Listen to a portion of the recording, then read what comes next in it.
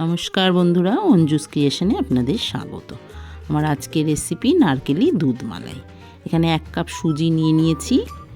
সুজিটাকে আমি 10 মিনিট জলে ভিজিয়ে রেখেছি। নারকেল কোড়া নিয়ে নিয়েছি, নারকেল কোড়ার সঙ্গে জলে ভেজানো সুজিটাকে নিয়ে নিচ্ছি।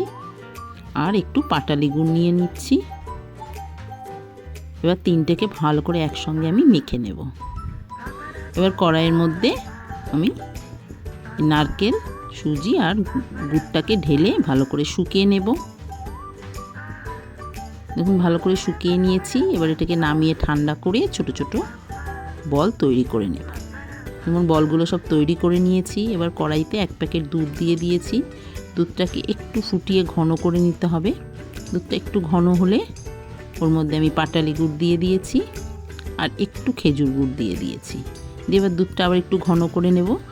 গুড়টা পুরো মিশে গেছে দুধের সাথে। এবার দুটো ছোট এলাচের গুঁড়ো দুধের মধ্যে দিয়ে ভালো করে মিশিয়ে নিতে হবে। এবার ওই বলগুলোকে আমি দুধের মধ্যে ঢেলে দিচ্ছি। এবার কিছুক্ষণ ফুটতে দিতে হবে, 15 মিনিট মতো। দুধটা ঘন করে ভালো করে ফুটিয়ে নিতে হবে। এবার দেখুন দুধটা ফুটে ঘন হয়ে এসছে। এটাকে 4-5 ঘন্টা রেখে তারপরে পরিবেশন করতে হবে। দেখা হবে আবার নতুন কোনো রেসিপি নিয়ে। সবাই ভালো থাকবেন, সুস্থ থাকবেন। ধন্যবাদ।